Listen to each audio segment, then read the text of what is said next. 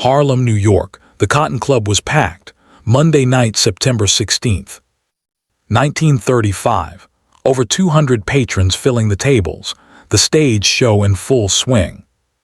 The illegal whiskey flowing freely, the wealthy white downtown crowd mixing with gangsters and politicians, and celebrities in the kind of scene that made the Cotton Club simultaneously the most glamorous and most dangerous nightclub in New York. The music was loud, the conversation was louder, and nobody was paying particular attention to the table near the back where Ellsworth Bumpy Johnson sat alone, nursing a bourbon and watching the show with the quiet intensity that characterized everything Johnson did.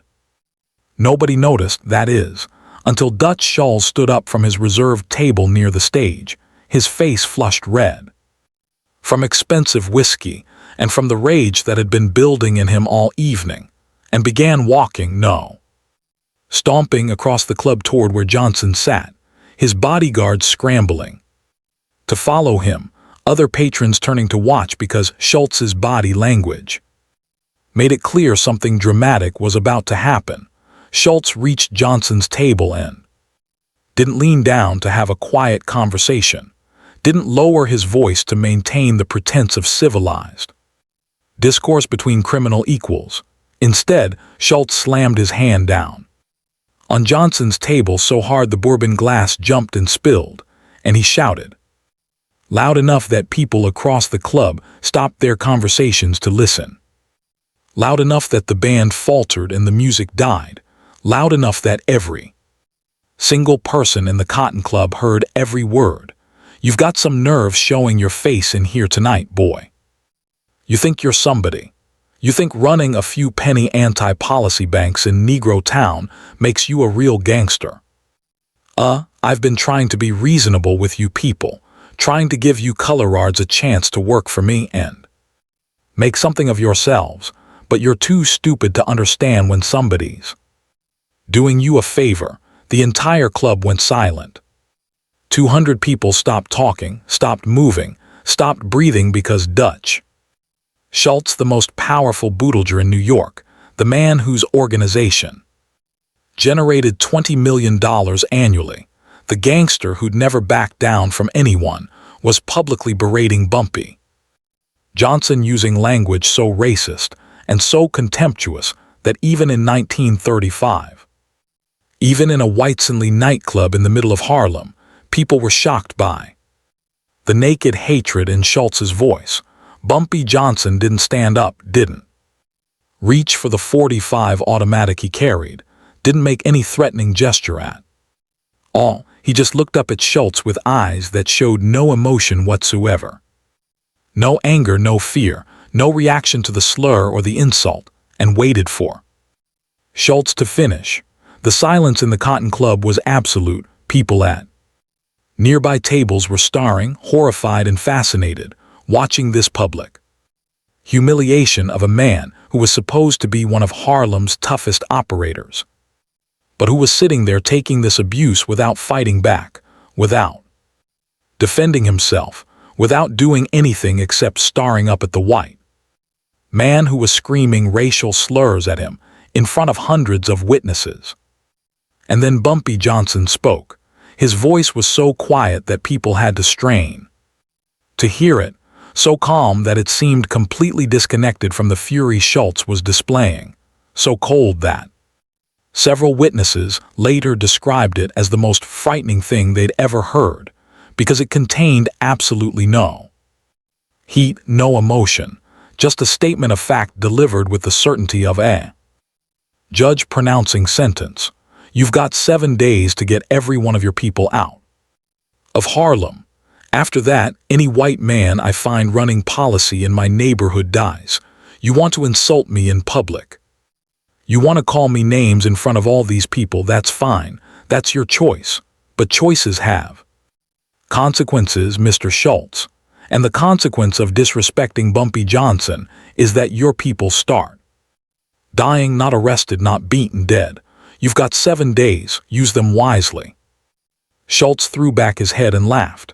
A huge, genuine laugh that filled the silent club.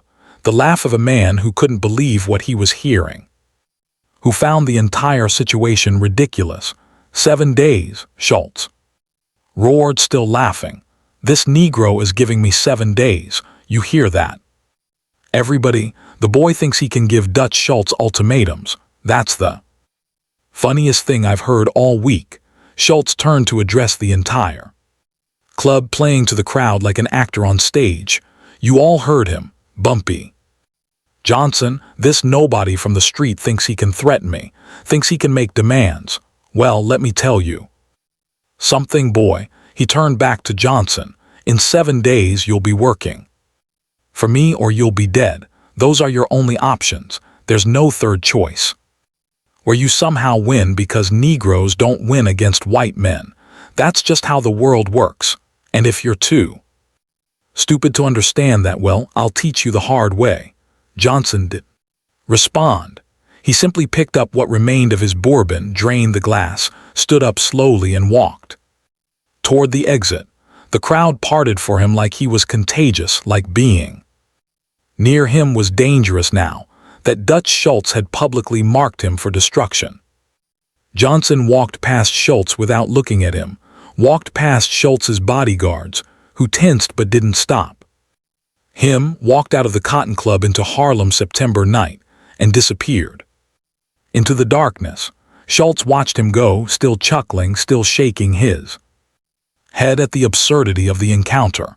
He returned to his table, ordered another drink, and spent the rest of the evening recounting the story to anyone who would listen, describing how he'd put that uppity-colored boy in his place, how Johnson had just sat there, taking it like all colors do when white men remind them who's really in charge.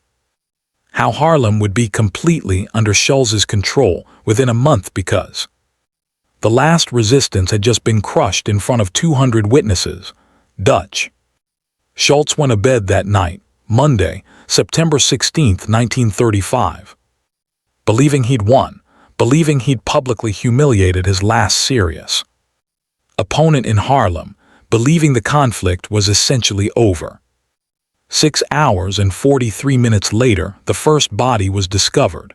To understand what happened next, to understand how 8 men died in 7 days with such precision that it would reshape New York's criminal landscape for the next century, one must understand what was going through Bumpy Johnson's mind as he walked out of the Cotton Club that Monday night. Johnson wasn't surprised by Schultz's behavior. He'd known for months that Schultz viewed him with contempt, that Schultz considered colored gangsters to be inferior operators who existed only with white permission, that Schultz believed taking over Harlem would be as simple as showing up with enough guns and enough money to overwhelm local resistance. Johnson had been watching Schultz's Harlem campaign for 18 months, had watched Schultz drive Madame St. Clair into retirement, had watched him force Casper Holstein out of business, had watched him systematically destroy every other significant black operator through a combination of bribes, threats, and violence that was brutally effective because most of Harlem's gangsters simply didn't have the resources to fight back against Schultz's overwhelming advantages in money, political connections, and firepower. But Johnson had also been watching Schultz make mistakes, big mistakes, strategic errors that revealed fundamental misunderstandings about how power actually worked in Harlem, about what made colored gangsters dangerous, about the difference between controlling territory through fear and actually maintaining long-term control through community support and through organizational competence. Schultz's biggest mistake was assuming that violence alone would be sufficient to control Harlem. He'd brought guns and money and white privilege, but he hadn't brought understanding. He didn't comprehend that Harlem's policy operations functioned because of community trust, because people believed that the operators, despite being criminals, were at least Harlem people who understood the neighborhood and who had some stake in maintaining the community rather than just extracting money from it. Schultz's collectors were outsiders, white men who came into Harlem to take money and who treated local people with contempt, and that created resentment that Schultz either didn't notice or didn't care about. Schultz's second mistake was conducting his takeover through visible public violence that attracted attention and created martyrs. When Schultz killed a black policy operator, that operator's family and associates became enemies who might cooperate with anyone opposing Schultz. When Schultz beat up runners who didn't cooperate, those runners spread stories throughout the neighborhood about Schultz's cruelty, turning public opinion against him even as his operations expanded. But Schultz's biggest mistake, the fatal error that would cost him 8 men and his entire Harlem operation, was the public humiliation at the Cotton Club by screaming racist slurs at Johnson in front of 200 witnesses, by making the conflict personal rather than business, by turning what could have been a straightforward territorial dispute into a referendum on whether white gangsters could openly disrespect black gangsters without consequence. Schultz had given Johnson something invaluable: moral authority. As Johnson walked through Harlem's streets after leaving the Cotton Club, heading toward his apartment on West 139th Street, his mind was working through the implications of what had just happened and formulating a response that would be so decisive, so brutal, so effective that it would establish principles about race and respect and power that would govern New York's criminal underworld for the next 100 red years. The response Johnson conceived that night had 3 essential elements. First, complete operational silence. Johnson would disappear from public view immediately, would close his policy banks temporarily, would stop conducting visible business, would go to ground so thoroughly that Schultz's men couldn't find him to retaliate. This would serve 2 purposes. It would protect Johnson from the inevitable counterattack Schultz would launch, and it would create the impression that Johnson had been scared into hiding by Schultz's public threat, which would make Schultz complacent and careless. Second, systematic elimination of Schultz's key operators. Johnson wouldn't attack Schultz directly. That would be both difficult. Schultz was too well protected and counterproductive. Killing Schultz would trigger massive retaliation from Schultz's organization and from other white gangsters who would view it as colored criminals overstepping acceptable bounds. Instead, Johnson would kill the 8 men who actually ran Schultz's Harlem operations, the collectors who picked up money, the enforcers who intimidated people, the policy bank operators who processed bets.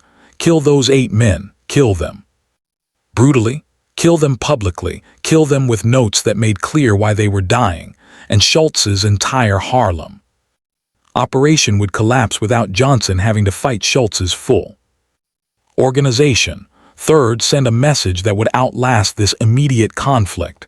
This couldn't be just about driving Schultz out of Harlem. This had to be about establishing a principle that would govern future interactions between white and black gangsters, that disrespecting black criminals, that using racist language, that assuming white superiority gave you license to treat colored gangsters with contempt, all of that would carry severe consequences. The message had to be clear enough that future white gangsters would think very carefully before calling a black gangster in printer in public, would understand that racial respect wasn't optional but was instead a matter of survival. Johnson reached his apartment at approximately 1:30 a.m. Tuesday morning. He didn't sleep.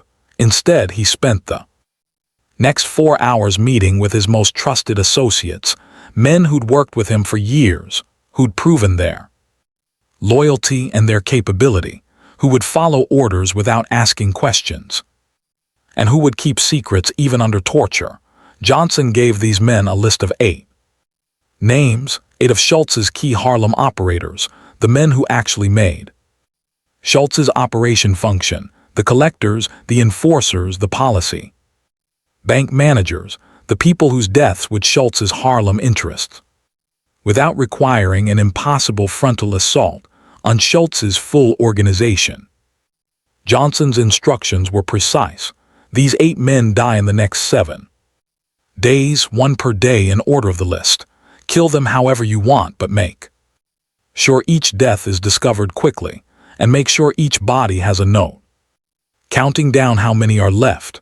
Start with Vincent Mel tomorrow night, Tuesday. He's a collector, operates in Central Harlem, finishes his rounds around 11:00 p.m. Take him after his last pick up, torture him somewhere private so he understands why he's dying. Then leave the body where it'll be found Tuesday morning. Pin a note that says, 1 down, 7 to go, leave Harlem. Then wait 24 hours and take the next one on the list. Keep going until all 8 are dead or until Schultz pulls out of Harlem completely. One of Johnson's men asked the obvious question, Bump, if we kill 8 of Schultz's people, he's going to come after us hard. He's going to try to kill you, kill all of us, burn Harlem down if he has to. How do we survive that? Johnson smiled, a cold smile that didn't reach his eyes. Schultz can't kill what he can't find. Starting tomorrow, I'm disappearing. You all keep your heads down, operate through intermediaries.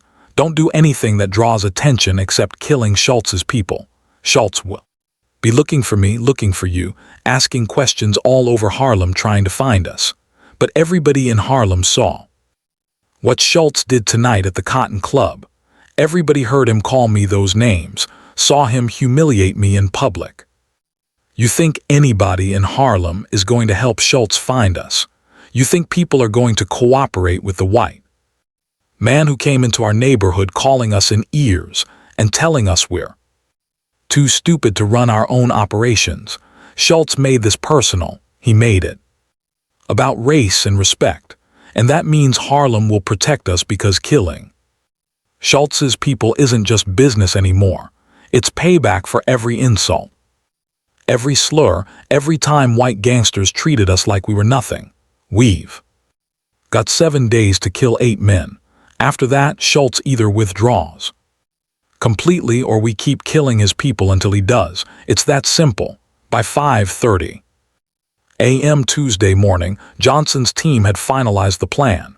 Each of the 8 targets had been assigned to specific killers.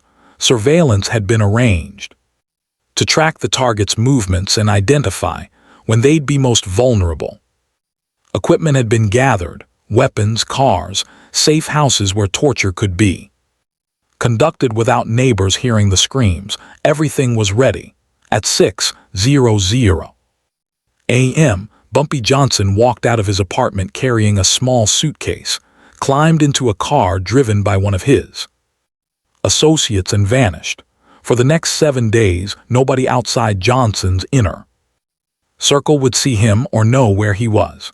Dutch Schultz would spend the entire week searching for Johnson, would offer substantial money for information about his location, would threaten and intimidate people throughout Harlem, trying to find the man who'd promised to kill his operators.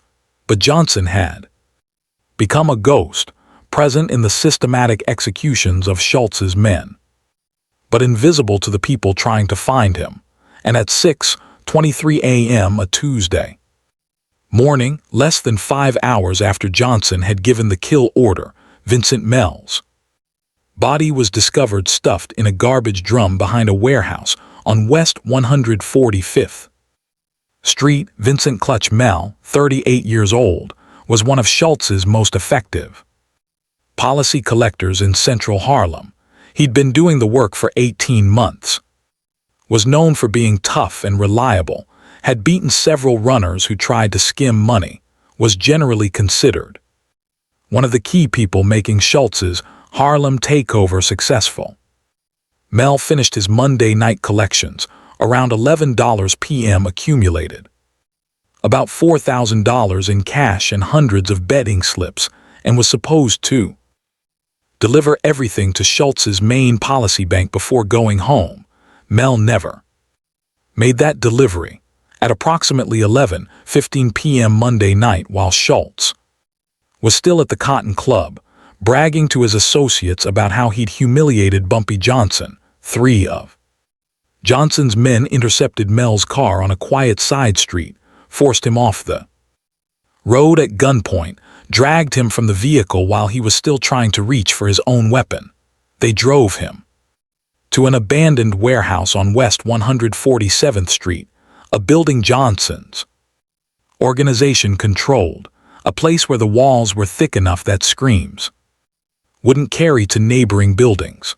What happened in that warehouse over the next several hours was designed not just to kill Mel, but to send a message through his corpse about what happened to people who worked for Dutch Schultz in Harlem after Schultz had publicly disrespected Bumpy Johnson. They started with Mel's hands, used a hammer to systematically break every finger, crushing the bone slowly while Mel screamed and begged, and tried to explain that he was just doing his job, that he had nothing personal against Johnson, that he was sorry about whatever Schultz had said. But Johnson's men weren't interested in apologies.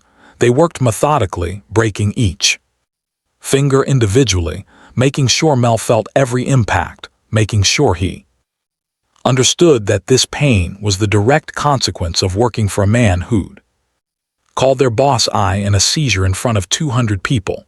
Then they moved to his face, beat him with fists and with small clubs, breaking his nose and his jaw, knocking out teeth, closing his eyes with swelling, making sure that when the body was found, it would be obvious that Mel had suffered extensively before dying.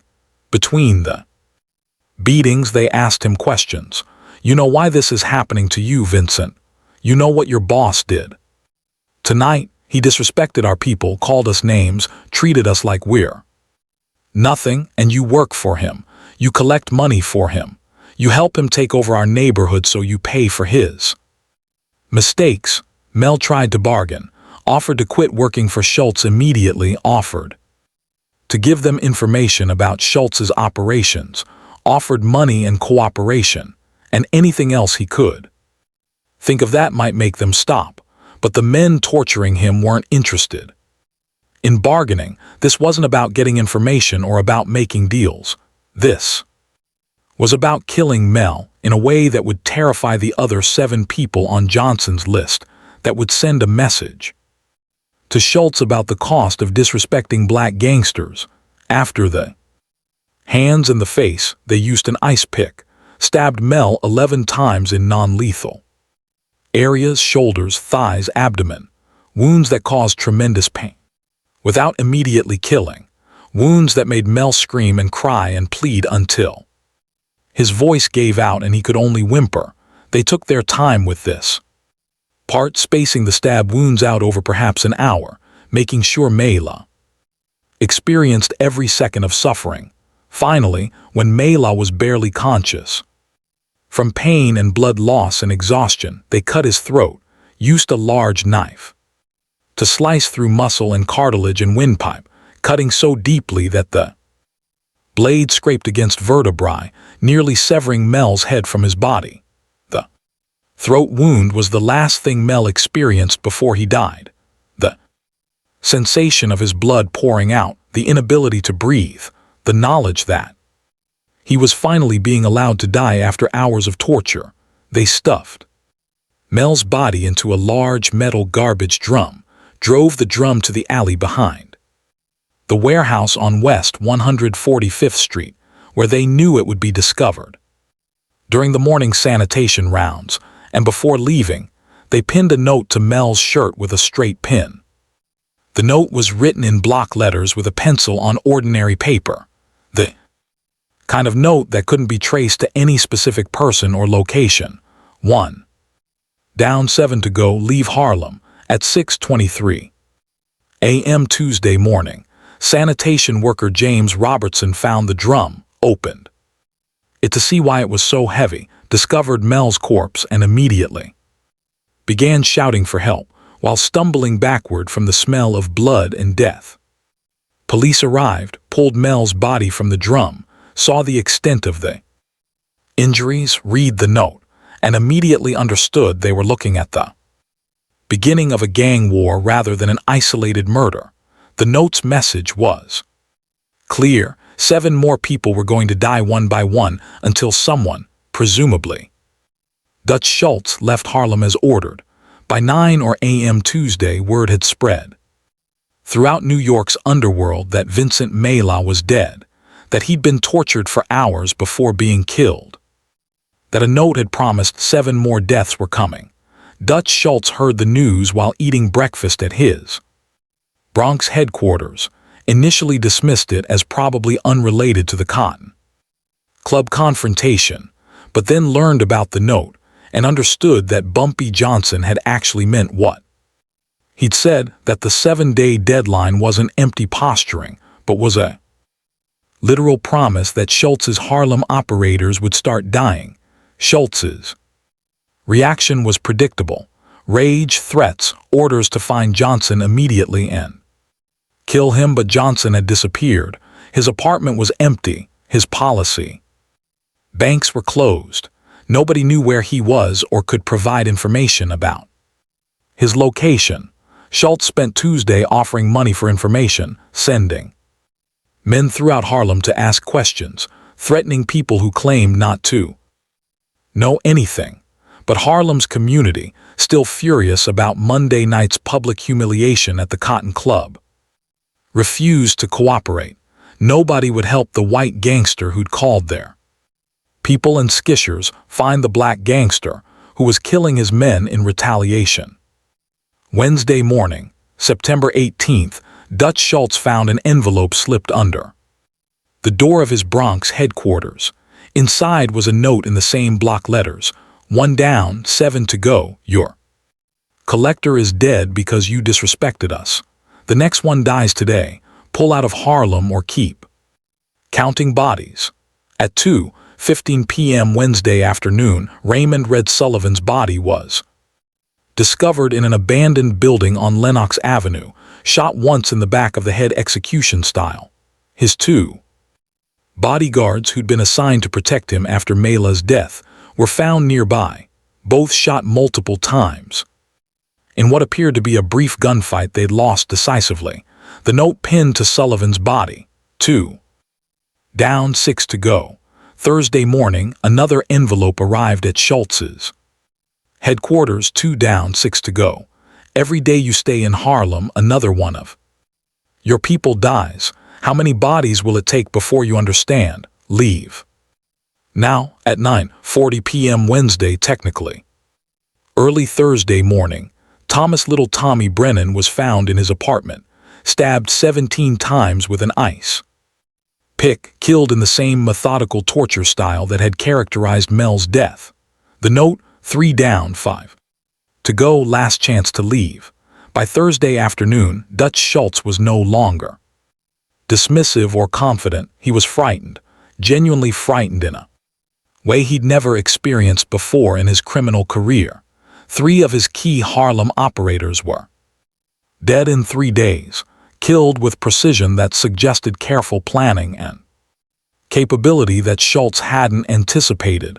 And the notes kept coming, kept counting down, kept reminding him that 5 more deaths were promised unless he withdrew completely from Harlem. Thursday evening, another envelope: 3 down, 5 to go. The next one dies tomorrow, then 4 more after that, or you can pull out of Harlem today and nobody else has to die. Your choice. Schultz called an emergency meeting with his top lieutenants, told them to find Johnson regardless of cost, to kill him and everyone associated with him, to burn down Harlem if necessary, but to stop these executions. But finding Johnson remained impossible, and Schultz's remaining Harlem operators were terrified, understanding that 5 of them were still on the list, that 5 more bodies were coming unless Schultz gave up Harlem entirely. Friday brought 2 more deaths: Anthony Little Tony Benedetto beaten to death in an alley, Joseph Joey Numbers Catalano shot in the face in a crowded restaurant. while dozens of witnesses watched two colored men calmly walk in, execute him, and walk out before anyone could react. The notes, 5 down, 3 to go, and 6 down, 2 to go, leave now or die. And Friday evening, another envelope at Schultz's headquarters, this one containing a message that was longer than the previous notes that spelled out exactly why these killings were happening. 6 down, 2 to go. You want to know why your people are dying, because you disrespected us. You came into our neighborhood, called us new, told us we're too stupid to run our own operations, treated us like we're nothing. You thought being white made you superior. You thought we'd just accept your insults and submit like good colorards. You were wrong. Get out of Harlem, never come back. Don't ever disrespect black brothers again. The final executions, Saturday and Sunday. Saturday morning, Harold Bunny Weinstein, one of Schultz's top lieutenants who'd been coordinating the Harlem operation, was found shot in the back of the head in his car on West 47th Street in Midtown Manhattan, killed in broad daylight in one of the busiest parts of the city. The note, 7 down, 1 to go, your weekend's tomorrow. Dutch Schultz spent Saturday in a state of near panic, barricaded in his Bronx headquarters, surrounded by bodyguards, sending messages to his remaining Harlem operator, Patrick O'Brien, telling him to go into hiding to survive Sunday to prove that Johnson's threats weren't inevitable. O'Brien spent Sunday in a safe house in the Bronx, protected by 4 armed guards, but at 8:47 p.m. Sunday evening, a woman knocked on the door claiming to have the wrong apartment. When a guard opened the door, she threw a gasoline bomb inside. The apartment erupted in flames. The guards ran for the back exit and were immediately cut down by shotgun fire from men waiting in the alley. O'Brien tried to escape through a window, but was shot before he could climb through, his body falling back into the burning apartment. When firefighters extinguished the blaze and recovered O'Brien's badly burned corpse, they found a note partially burned but still legible. 8 down, 0 to go. Harlem belongs to Harlem. Don't ever disrespect black brothers. Leave and never come back. The aftermath, a message that lasted 100 years. Monday morning, September 23rd, Dutch Schultz received his final message from Bumpy Johnson. 8 of your men are dead. They died because you made a choice to disrespect me in public, to call me names in front of hundreds of people, to treat colored gangsters like we're inferior to white criminals. You thought I was bluffing when I said your people would die. You laughed at me. You called me a stupid nanner who didn't understand how the real criminal world works. I wasn't bluffing. Your 8 dead men prove that. You have 24 hours to close every operation you have in Harlem. After that, I start killing your people everywhere, not just Harlem, Bronx, Brooklyn, Manhattan. 1 per day until you're completely out of our neighborhood. This isn't about money or territory anymore. This is about respect.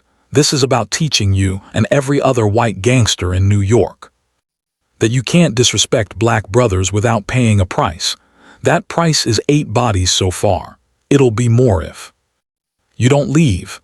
Get out, stay out, and remember what it cost you when you forgot that colored gangsters deserve the same respect you demand for yourself. Bumpy Johnson. By Tuesday evening, every one of Dutch Schultz's Harlem operations had been shut down. He'd pulled his people out completely, abandoned 18 months of work and substantial investment, retreated from Harlem rather than continue losing men to an opponent who demonstrated the capability and the will to kill indefinitely. The story spread throughout New York's criminal underworld, retold in every speakeasy and policy bank and mob social club. Dutch Schultz had publicly humiliated Bumpy Johnson at the Cotton Club, had called him racial slurs in front of 200 witnesses, and within 7 days, 8 of Schultz's men were dead. And Schultz had been driven out of Harlem by a black gangster who'd proven that disrespect carried fatal consequences. The lesson lasted not just years but generations. White gangsters who dealt with black operators after 1935 were careful about language, careful about displays of contempt, careful about assuming racial superiority, gave them license to treat colored criminals as inferiors, because everyone remembered what happened to Dutch Schultz when he forgot that respect flows both ways, when he assumed being white meant he could say anything to anyone without facing consequences. Bumpy Johnson emerged from hiding on Tuesday, September 24th, walking casually down Lenox Avenue like he'd never been gone. When reporters asked about the 8 murders, Johnson's response was simple. "I don't know what you're talking about, but I'll say this. Harlem protects its own. Anybody who comes here disrespecting our people, calling us names, treating us like we're nothing, they learn that choices have consequences." Dutch Schultz made his choice Monday night at the Cotton Club. He chose to disrespect me in public, and he paid for that choice with 8 of his people. That's just how it works. You disrespect black brothers, you pay the price. Remember that and you'll live a lot longer. Dutch Schultz never returned to Harlem. 1 month later, October 23, 1935, Schultz himself was killed in Newark by hitmen sent by other white gangsters who decided he was too reckless, too dangerous, too likely to bring heat on all of them. And Bumpy Johnson, he took over Schultz's former operations, built them into an empire, and became a legend, not just because he'd driven out Dutch Schultz, but because he'd established a principle that would govern criminal interactions for the next century. Don't ever disrespect black brothers, not in public, not in private, not if you want to keep breathing. 8 bodies in 7 days. Message written in blood that New York's underworld never forgot.